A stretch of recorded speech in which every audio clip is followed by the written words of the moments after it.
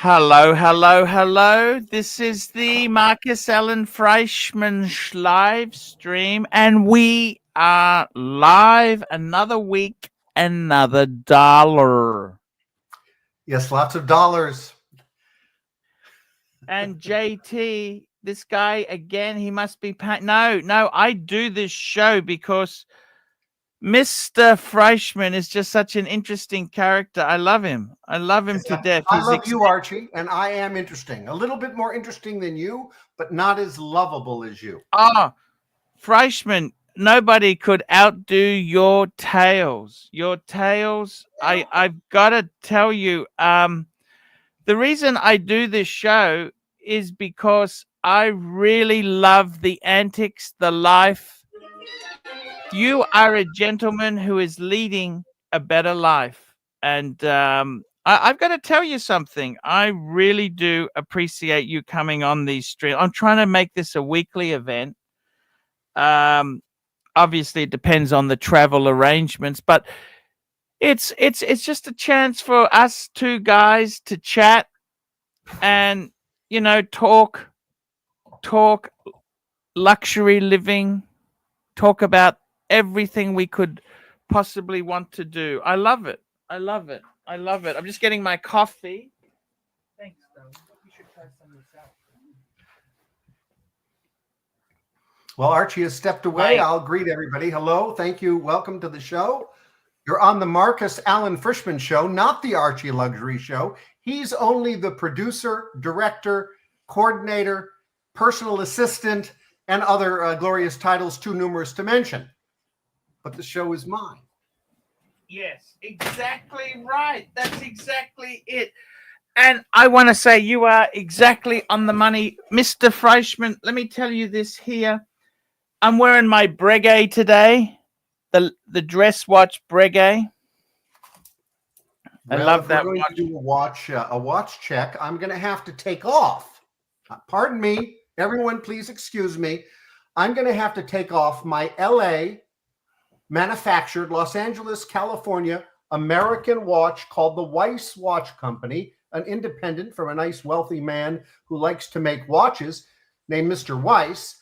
It's a fabulous watch, but it is definitely, sorry to say, not suitable for the Archie Luxury show or a gentleman that is designed to promote certain pompous, arrogant lifestyles, eccentric lifestyles that I have. So I am going to place on the most sought-off watch in the world, although those that are less fortunate would have to buy it in stainless steel. It is an 18-karat solid gold Rolex Submariner. We like to call it the Bluesy because it has a blue face. It is a fantastic model, and I bought it a few years ago.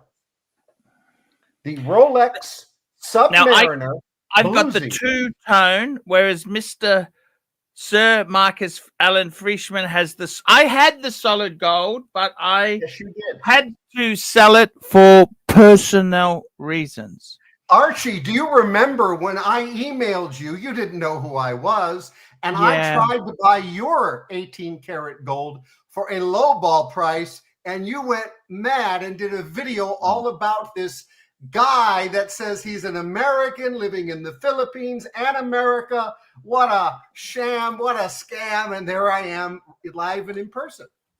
No, but I got to tell you something. You know what? This has been a fantastic show and I love it. The thing I love about this is just a chance. It's an hour show. I don't want to make it too long. I like to make it an hour so we can concentrate on luxury talk for each other.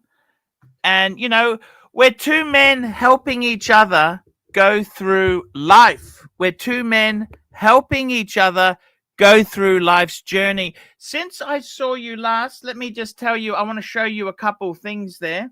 Let me interrupt for a moment because I'm good at that. I want to make sure the viewers know that unlike the Archie luxury programs that focused on watches, luxury goods, pens, we only touch on those daily. We are going to talk about lifestyle issues.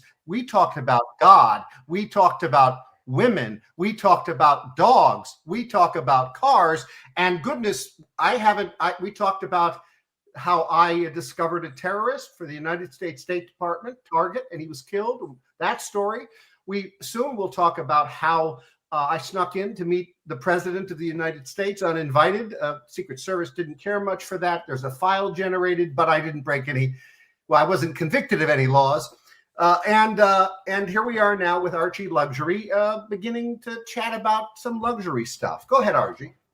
So I just wanted to say to you, this is one of my all-time favorite fountain pens. You notice it's triangular in shape.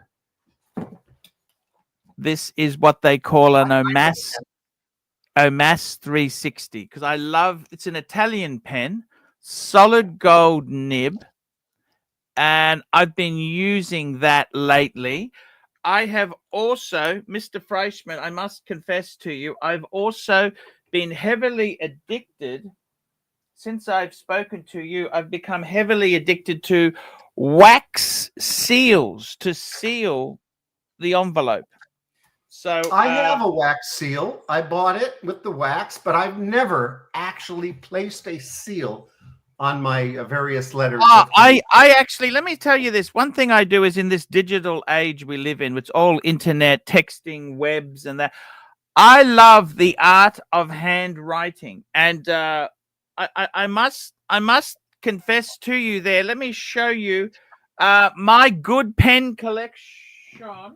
I'll show it to you. This is my good collection of pens. There we go. Fabulous.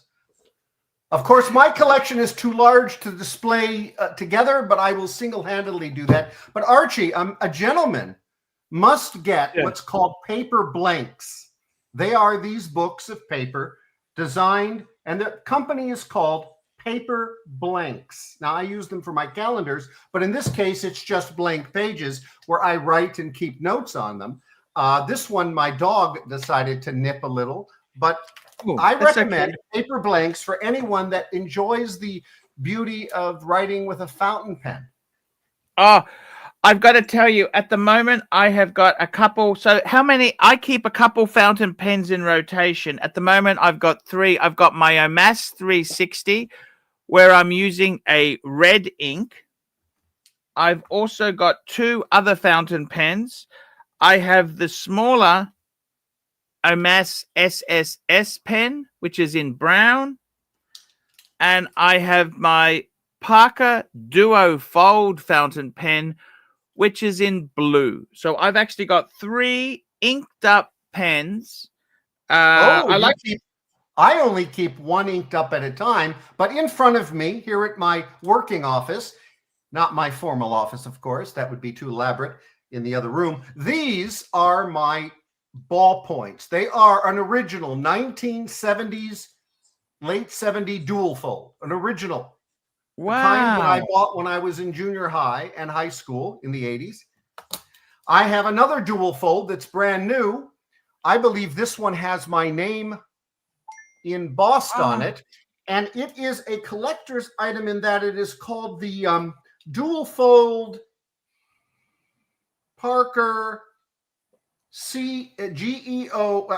Well, I forget what the I'm sorry, I forget what the collection item mark is, but there it is. And then we have another old 1980s ballpoint dual fold, and then we have this fabulous dual fold with my initials engraved in it.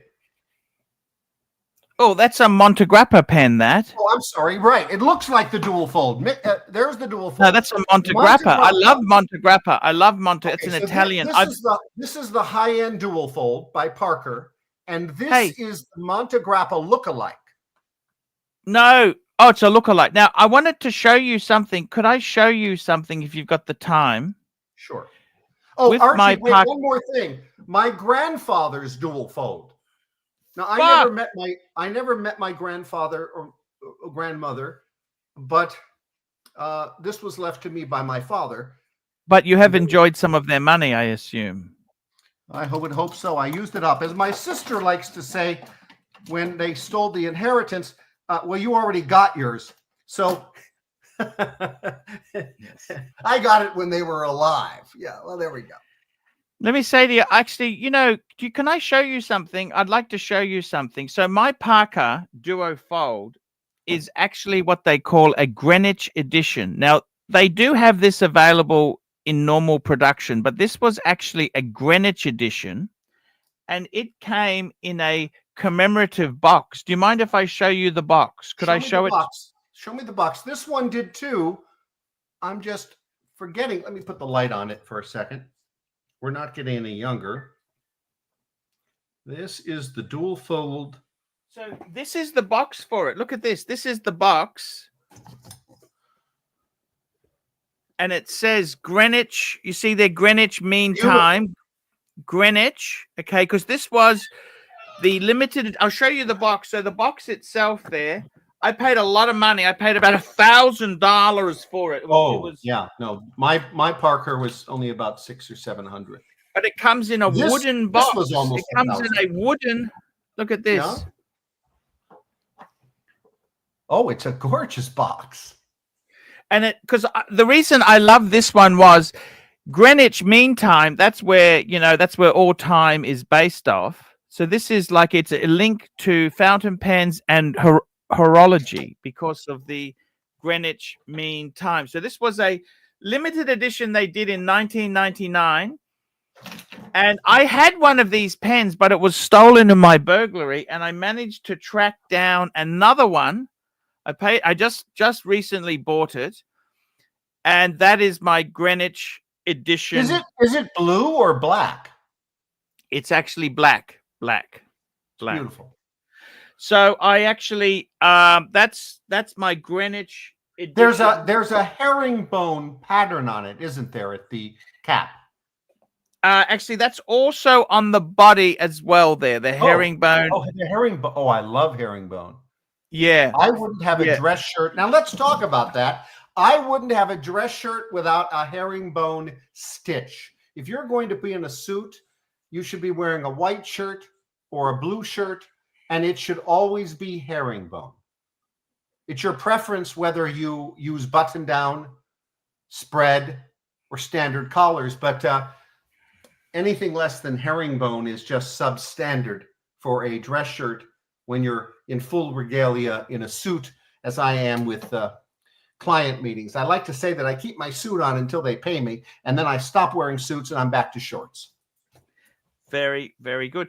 I wanted to share some. I've actually got some inks coming in. I get a lot of inks from Japan. These are Pilot, which Pilot's not really well, they have some beautiful, this is a Japanese red ink. Oh, I love red. It's my signature color. Got, of course, my Mont Blanc black. Okay. I have the Mont Blanc black. You have to have the Mont Blanc black if you are a fountain pen user. I've also got Mont Blanc toffee. This is called Mont Blanc Burgundy Red. Burgundy Red. This is the Burgundy Red, which my favorite color. I love that. You know, and I've got to tell you this. Where did I just my inks are in my formal office, but I have an ink that is a dark, rich burgundy that has particulates of gold dropped in it. It's just beautiful, Archie. I've got Scotch brown. Not a brown man, but I know you are. No, I am. And I've also got this beautiful blue, a Darjeeling blue, a blue. That's another. So I do love my inks. I will tell you this. When you sign a document, whether it's ballpoint, roller ball, or fountain pen, you really mustn't use a blue ink. I'm sorry, a black ink. You must use blue. That is the proper signature color. Because it must differ from the ink color. And as we know, more than 99% of documents are black. Therefore, signatures must show originality, not a copy color. And you must use blue when you sign something. Remember the rule. Yes, I thank you for the lesson. So, yeah, so I really do love the thing about fountain pens is I've got a variety of nib thicknesses. And I've got to be honest with you, there's nothing like a love letter with a quality fountain pen with beautiful ink. Beautiful, beautiful ink. Handwritten. We got a super chat. First super chat in from John C. John C can be a bit prickly. Please discuss the best shag you've ever had. Look, I got to be totally honest with you there, John C. You know, I think sometimes a gentleman should not really be discussing his shagging and that there. That's kind of not for $2. Not for $2 anyhow. But I think $12.50 would get the shag story out. But I would have a special, as you know, I've been abstinent since 1991 approximately. And yes. While I welcome intimacies with women, I prefer committed relationships. And only once in my life had I ever put myself in the position of having a casual physical encounter with a woman. I put myself into that position voluntarily and then rejected it. I was 19. I was with a buddy. It's a long story. It's another great story I won't tell right now, but I will tell the component that I have certainly not for $2. Certainly not for $2. No, $12.50, and I'll tell you why I have never had a casual relationship, and then the shagging stories become so much better, especially if I talk about Eartha. Eartha is her name. Yeah, I must tell you. So I really do. I've come back and I really do enjoy my fountain pens. Let me tell you something there. So there you go. You've seen my Parker Duo Fold. I must tell you, I'm really in love with. I love brown. Brown. This has got a brown strap on my Breguet. I really do love brown. And I must tell you, you know, with Breguet itself there, I have practiced the pissed off look. You've got to practice the pissed off Breguet look. I do enjoy a good pissed off portrait. And the reason so many old pictures, the people are not smiling, is because they had to hold that pose for a number of minutes because of the way the old cameras were.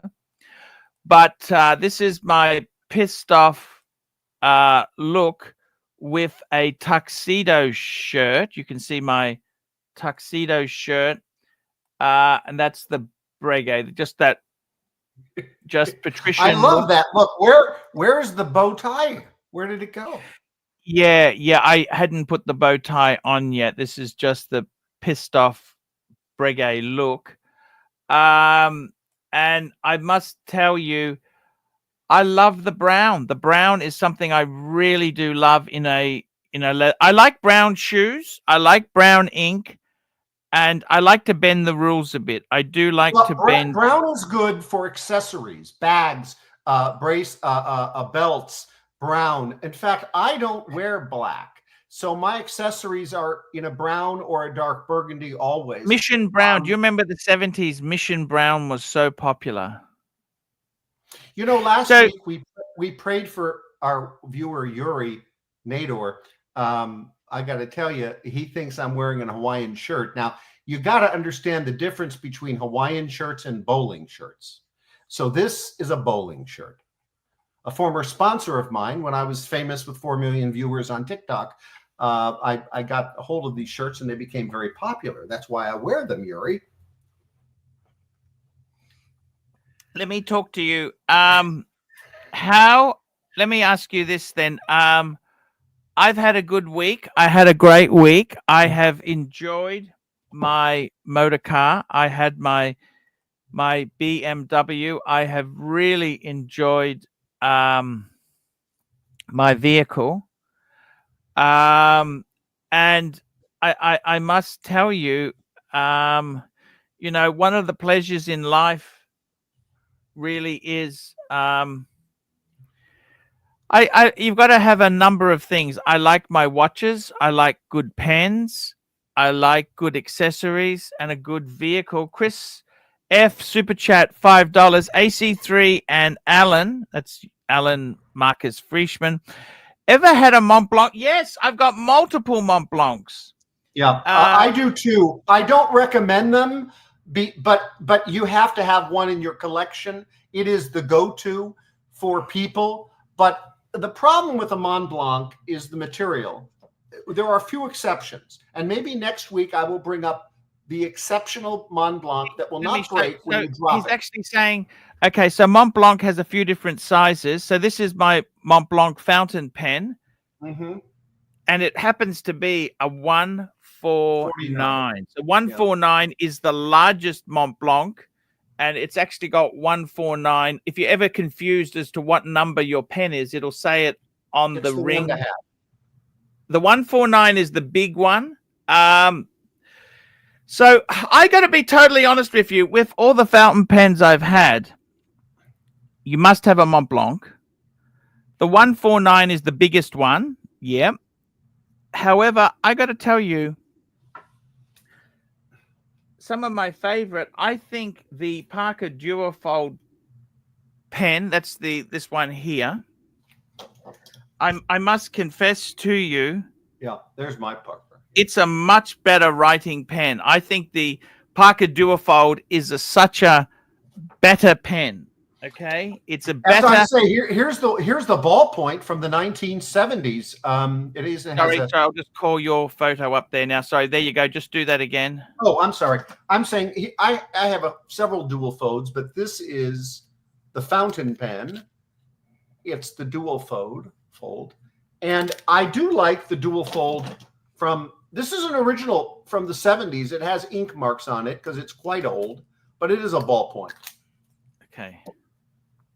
You know, you have to keep a ballpoint around still. I must say, I think the Parker Duofold is a much better pen. If I had to have one, I'm telling you honestly, the Mont Blanc is famous. It's sort of the prestige, it's the Mercedes-Benz of pens. Yes.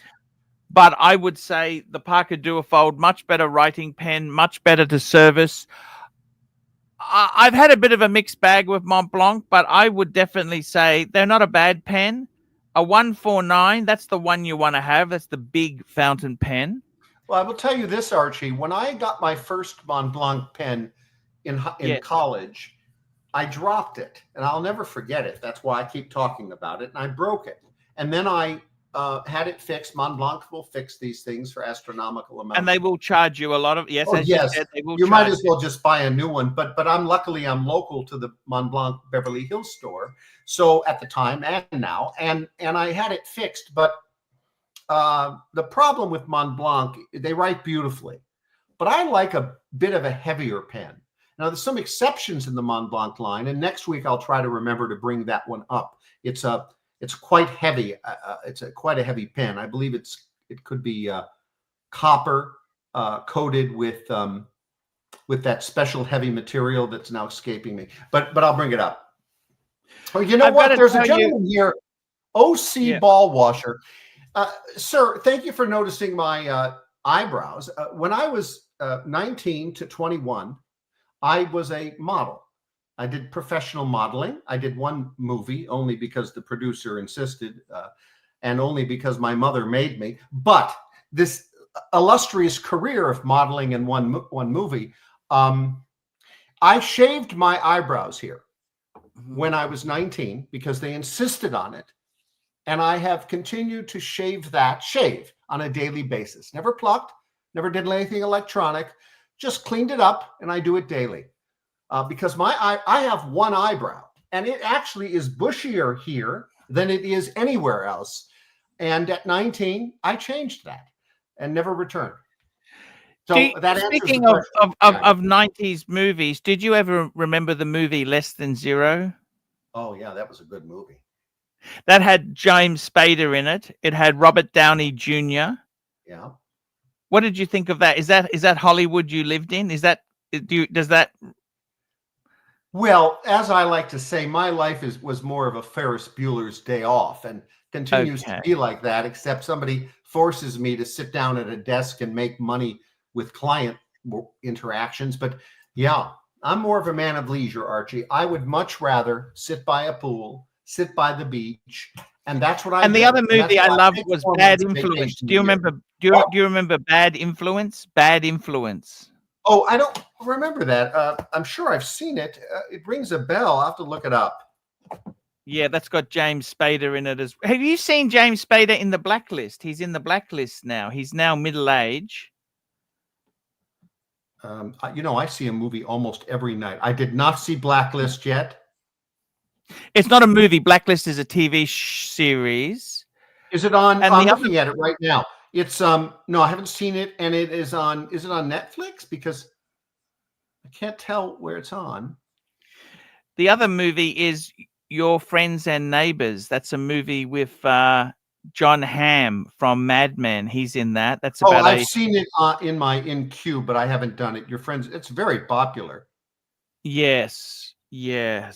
May I tell you what I think is the best television show, or streaming show? Is that what they're calling them now?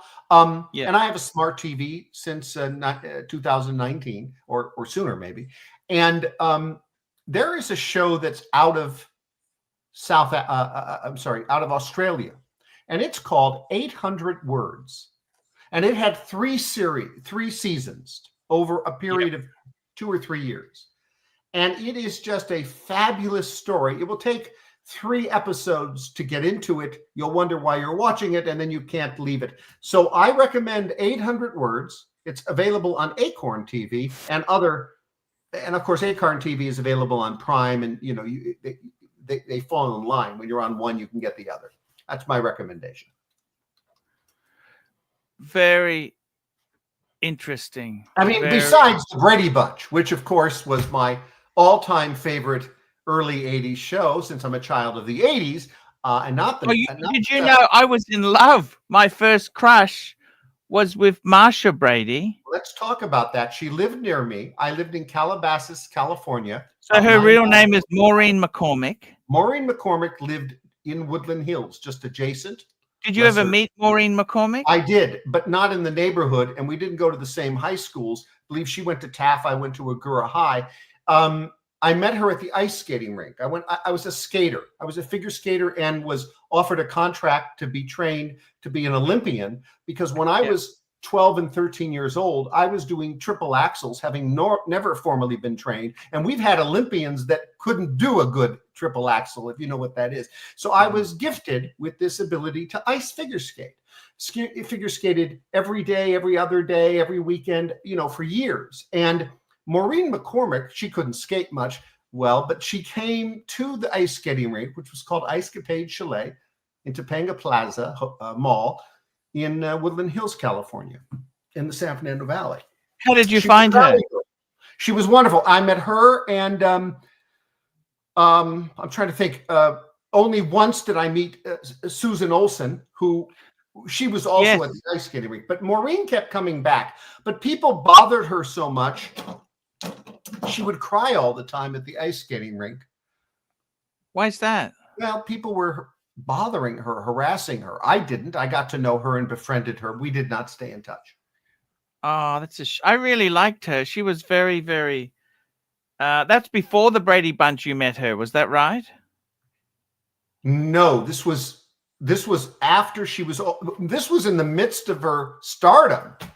I didn't meet her beforehand. No, she was in the midst of her stardom, and she would ice skate with her friends at Topanga Plaza Icecapade Chalet. And I was there all the time. That's where my mother dumped me off. That's how I learned to be such a good skater. I turned down the contract with the National Federation of Figure Skaters to train me to be an Olympian. I wasn't interested in competing. I was never interested in that. I think it's one of the 4 mistakes of my life. Why don't we discuss that? What are the 4 mistakes or 5 of your life? I have 3 that come to mind fast. Yes, sir. Tell me. Well, there was one right there. A contract came, a physical contract. It was presented to my parents. They approached me. They got my parents' contact information, and they said, your son could be an Olympian. And my father and mother pressured me, and I said, I don't want to. I was shy. I was I was awkward. I just wanted to skate. I wanted to be alone. I was kind of a loner, very different than I am now. And we rejected it. And then a few years later, or was it a few years earlier? You know, Archie, I'm having trouble with the time span, but around the same time, my father, who was well connected in the entertainment industry by virtue of relationships, he did not work in the entertainment industry. We received an offer to become a star. In those days, the studios would make stars. You didn't earn it. You just got selected by your looks and the way you were, and they would make you a star. So our contemporaries, and some that are younger and all that are older, were selected to become stars. Well, I was picked. I'm not making this up. This is empirical fact. I'm not giving opinions. They selected me. It was Paramount Studios. The contract came with a parking spot that my dad kept talking about. And there was a movie. And if I remember correctly, the movie was Maya. And they chose to pick they changed the movie, okay? But the movie was to be Maya. I was the star. And they picked someone well-known when I refused to sign the contracts to become a star, starting with that movie. They picked Dennis the Menace. What was his real name? I forget. And he was a bit older than me, but they rewrote the script, and that's what I remember. And I never became a movie star. The third mistake, because that clearly was a mistake. The third mistake was I was working in Washington, D.C., and I was on a program by my university, and there was a brick and mortar university. It was University of Southern California, and they had a University of Southern California in Washington. I worked in the White House one day, hated it, transferred to the American Conservative Union as their senior fellow in charge of national security and economic affairs. That was my title. And are we having a connection problem, Archie?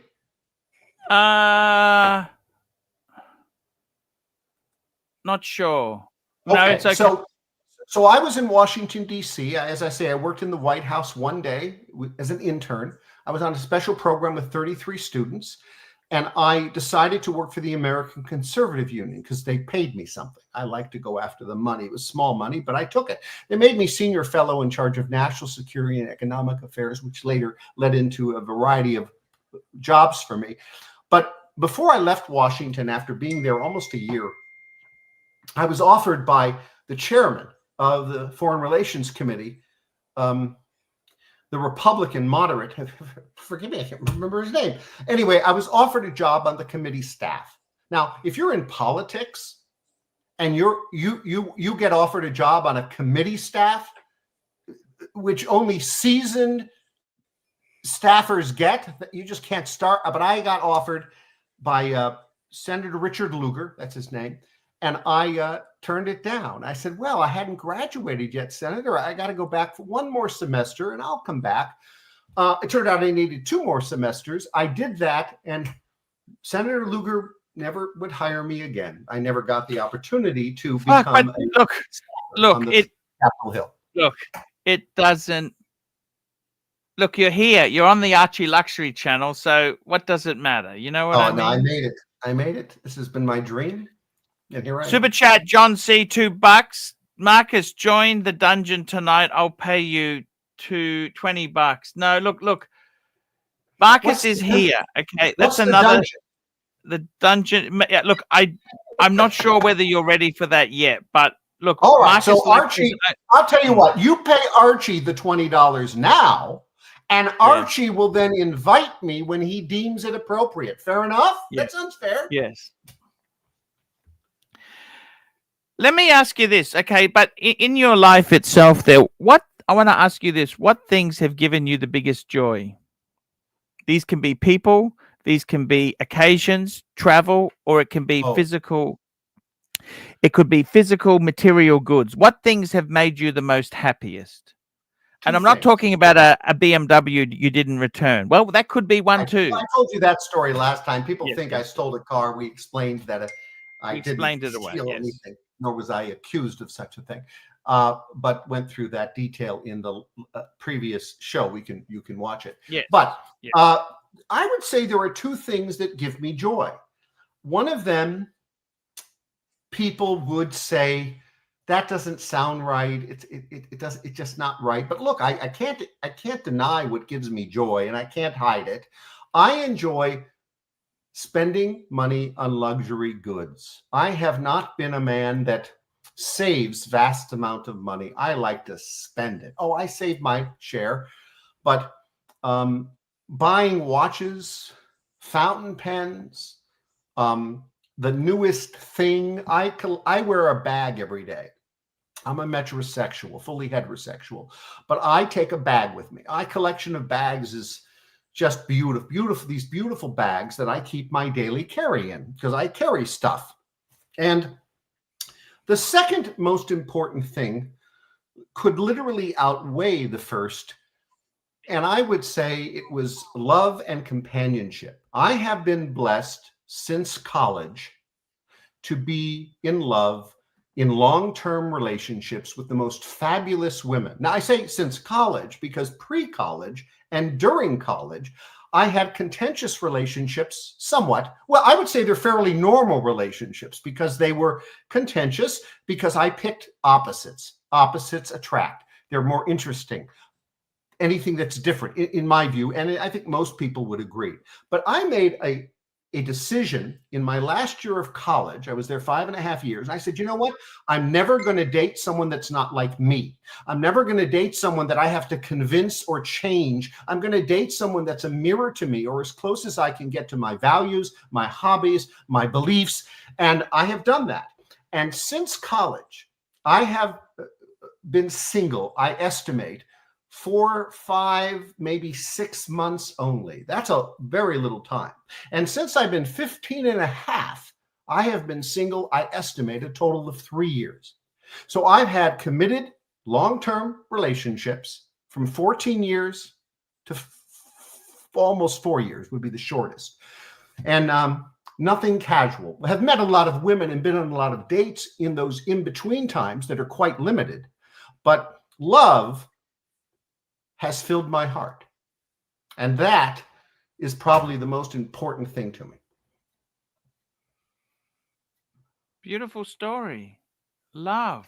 You like love. It's interesting that you mentioned, I don't want to harp on about it, but you mentioned you haven't had intimate sexual relations since the 1991, I think you mentioned. Well, let's be specific. I haven't had intercourse since 1991. Now, you want the reasons? We can get into it. Please. Let's spill it out. Now, people think it, when they hear it, they immediately, because I know I have a video I did on it once at YouTube when I was famous, not there anymore. And constantly the curiosity was, well, it must be religiously based. It must be God-based, because I have as I told you last week, the most important thing on the 10 top list with a man is that he must have a foundation in God and he must have a good values. And wherever he derives that from, I derive it from my Heavenly Father. But whether you're Christian or Jewish, you should have that foundation, and that creates good people. Okay. That evolves. Some people are born with it. It is not religiously based. Okay. So the reason is every woman since 1990, 91 that I have dated has been a virgin. Every one of them. Present company included, meaning the current woman. And I made the decision, since they are like me and not overly sexually driven, they have not made demands or requests to engage in de-virginization activity. So we haven't done that. Now, we have been intimate at a high level of intimacy and physicality, but in behaviors that are not full sex. Okay, so that is the essence of why. Now, I have a story that I could tell. We were supposed to wait for 12:50 for that, but I'll hold on to that story when our contributor gives 12:50. I will, and you invite me to where I need to be invited. I will tell the story of the shagging. It's a great story because So, do you mind? See, most guys would not be able to abstain for such a long period of time. In fact, I remember 1991 very, very clearly because that was the year I got my first BMW 318i. well, I had a 1991 BMW too. I bought it new in 1991. I kept it for 4 years. Then I got a 1996 or 7 BMW 318i. And then did they look drastically different or they look the they were same? both, well, yeah, the body shape completely changed from the Okay, because 1991 was actually the year that they changed, because the previous one was called an E30. In 1991, the E36 came out, and I actually good with the micro details. I'll just tell you, one was boxy and square in a convertible. It was the 318IC, and the next one was, I believe, still called 318IC, but a totally different body shape that actually mimics the current BMW still. Well, it had that modern look. Yes, that's right. I still own the 1997 that I bought new and drove for 4 years as my primary car, and has since replaced it with 6 Porsches. Okay, so I have a beautiful picture of it too. I'll show it to you. Please do. We would love to see this. I do love BMW. This is my current car. Oh, geez, that's not. Of course, that. What the heck? I'm trying to get a picture. Here we go. So this is my current vehicle. Yes, beautiful. It's a 911 Porsche. But I want to show you this beautiful car that I have that I blew the engine on, and it's the second engine I have bought for it, because it's from '97. And just give me a moment. I know I have a updated picture of it because it should be in my short list here, because it is such a beautiful car. I had it ceramic. It looks like, is that it? No, it looks like new. It's a 318IC convertible. I bought it in San Diego out of the showroom. I believe it was quite expensive back then. I think the price is actually lowered, because I believe the price was $43,000. Here it is. And now, or during years after that, the price point actually lowered. That is the car. That's fucking, I love the wheels. You've still got those wheels on it? Picture taken maybe about a year or maybe 2 ago, when I had to stop driving it because I blew the engine. Now, I have bought a new engine for that previously. I estimate I have 220,000 miles on it. The first 70,000 was 4 years. I love that shape. The E36, I think, is a beautiful, beautiful car. It's a beautiful car. Beautiful car. What made you go to Porsche from BMW? Do you regret that? Do you ever? I would love to tell you that story, because it has an interesting. I'm just seeing if there's a better picture. That wasn't a particularly good, and I know I had one. All right. Anyway, let me tell you that story. So I decided in 2004 that it was time to get a new car. Because I had kept that car pardon me. I'm not telling the story right. So I leave my BMW and I go to a 2021 SLK Mercedes red convertible. Those pictures are not on my phone. I have them in hard copy downstairs if you care to see them. But I went to a SLK convertible. Fabulous little fun car. Which one? 230 SLK? 230 SLK, the small, least expensive model.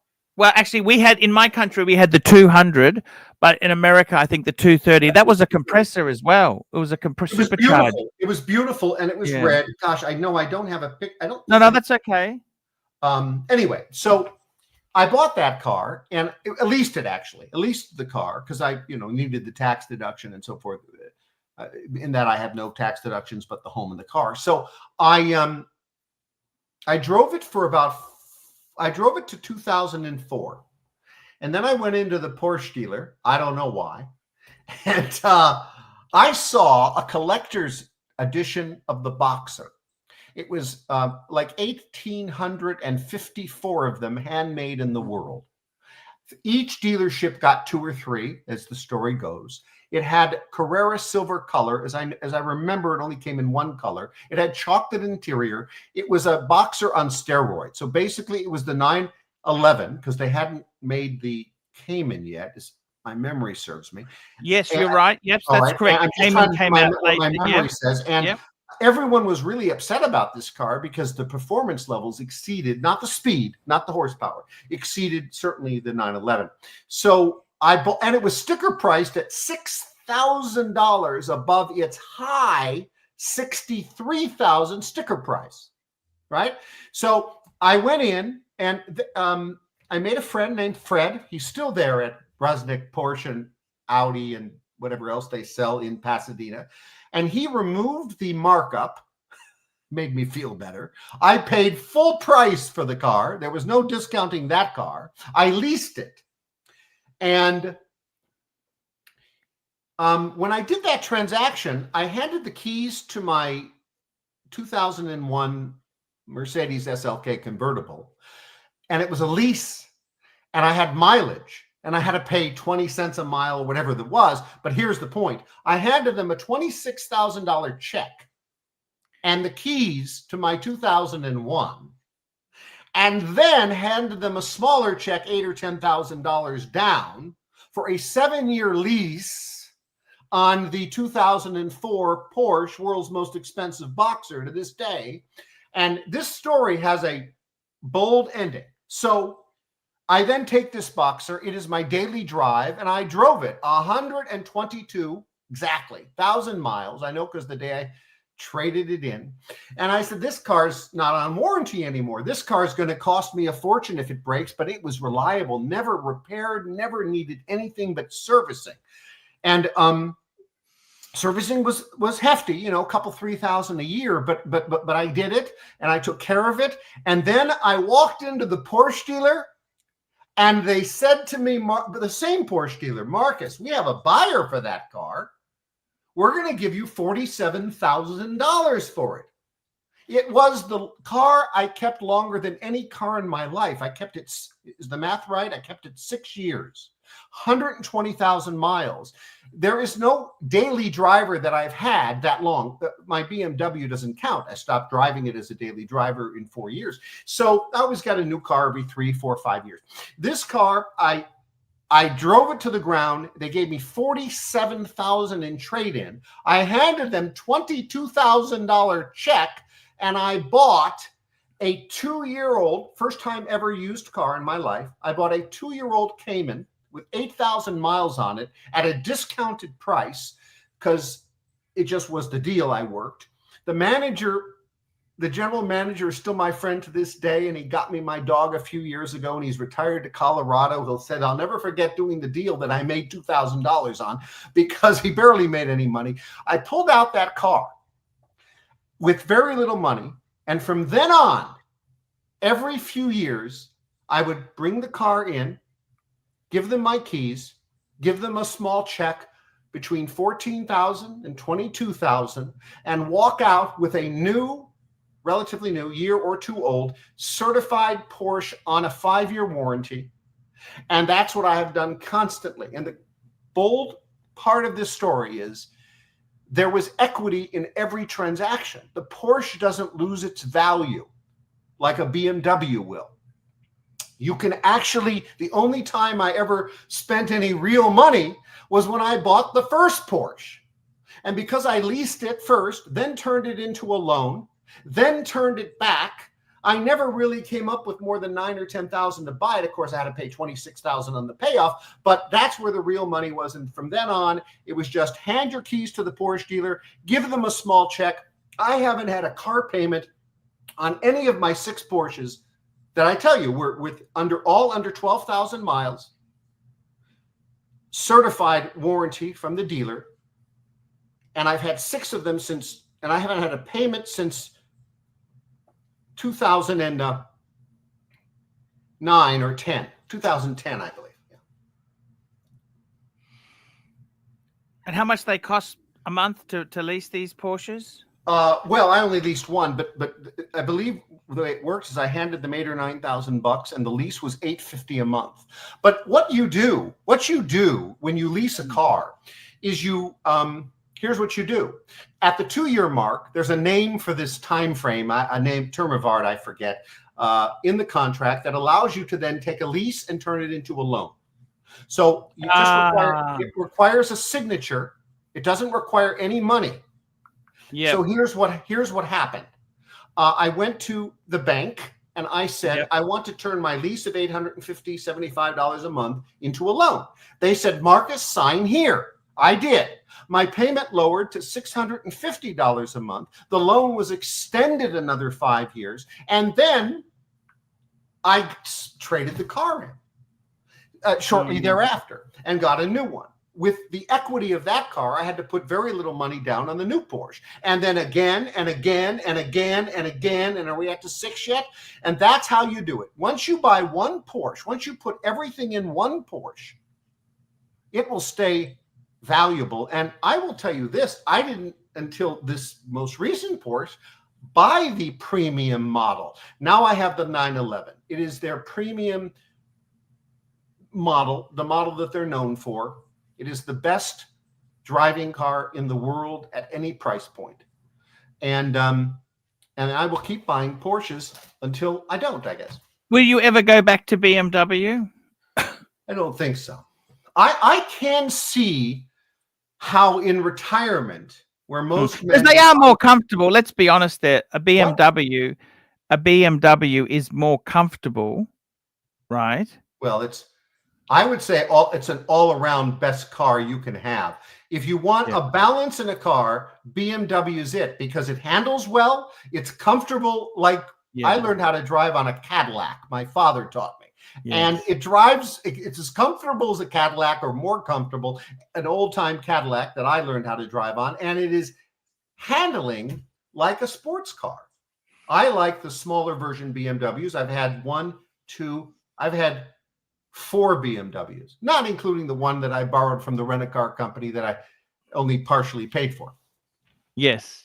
No, Marcus, the stories you say there are so interesting. And well, there's something funny about that transaction on the Porsche.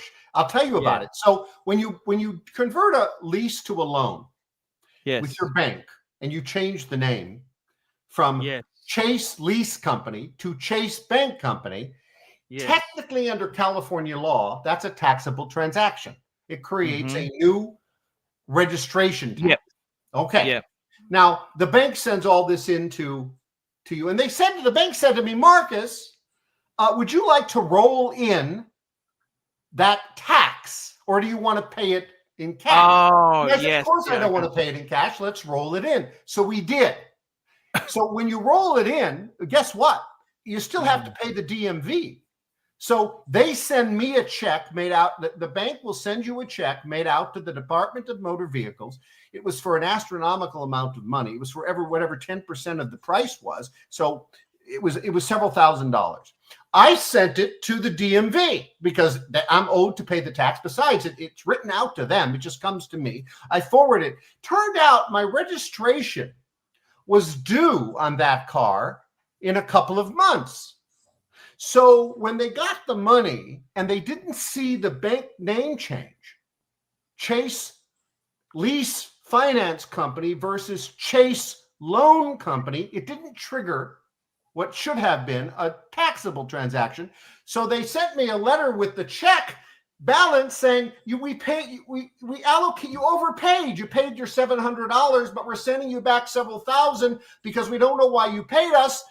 Here it is. So I got back all that money in a refund by the California DMV, who mistakenly did not apply it to the tax, even though I had given it to them for tax purposes. So I made money on the transaction. It was very strange. And I couldn't get them to accept it. I did make a call, and they said, this guy, Victor, I don't forget names. He said, Mr. Frishman, it would be too complicated to change all of this. Why not just keep it? Well, thank you, Victor. And that was the end of it. Yes. I got to tell you, man. Interesting story. Your bad taste with Mercedes. Would you ever go Mercedes again?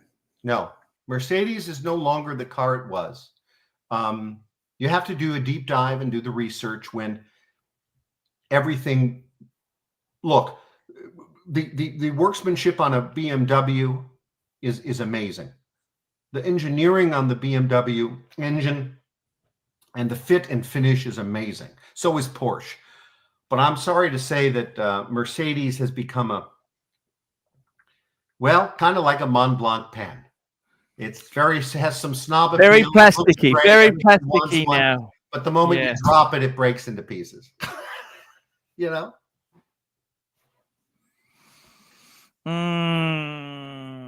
I know what you mean there. Marcus, we're going to wrap this baby up soon. It's an hour show we do every week. What I want to do is keep it going every week we can, because I really do love... Wait, I have to, before we go, I have to interrupt. There's a friend of mine. There's several of them on the chain. And there's a gentleman named Richard Conley.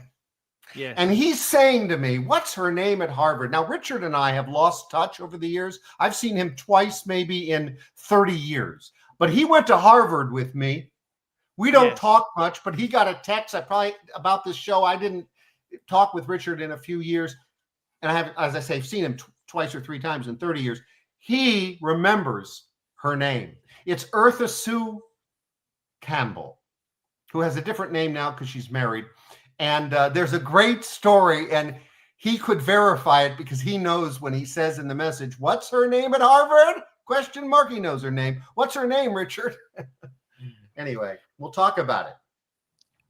I got to thank you for coming on. It's been a great show. I really do love the stories. Okay. I love the stories, and I love your lifestyle. You've really set a good precedent, and we'll be back next week.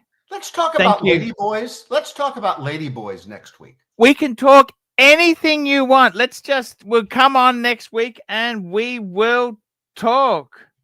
I want to say thank you to everyone. It's important to like and subscribe and to give a few bucks and keep watching Archie even when I'm not here. Big thank you, John C., Chris F., and John C. $9 in tonight. Thank you so much. We'll be back next week. We love you guys. We won't forget you, John. We'll figure it out. See you later, guys. We love you.